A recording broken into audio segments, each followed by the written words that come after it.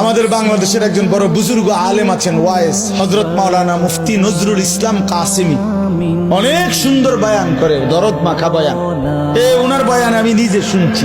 উনি বলছে শুকর সকালবেলা যখন ঘুম থেকে উঠে, ওনার বয়ানের তো শুকর চোখ একসাথে মেলে না, মানে আমরা যেমন চোখ খুলি না ঘুমের থেকে, শুকর একসাথে চোখ মেলে না, মানে পুরাটা খুলে লায় না আর কি, একটু একটু করে খোলে, একটু এরকম আস্তে আস্তে চোখ মেলে, মানে একটু একটু করে চোখ মেলে। উনি বলছেন কিতাবে লিখছে যে শুকর এরকম আস্তে আস্তে চোখ মেলে কেন, একটু একটু করে। শুকর বারবার বলে এই চোখ মেলবার সময়, আল্লাহ আমারে কোনো বেনামাজি কোনো নাফরমান যেন আমার চোখে না পড়ে, এই জন্য আস্তে আস্তে চোখ মেলে।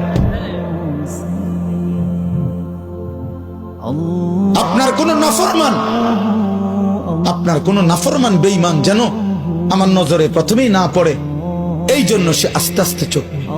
আমি হুজুরের বয়ান শুনছি। তোমাকে শুকরে ঘৃণা করে, কুকুরে ঘৃণা করে।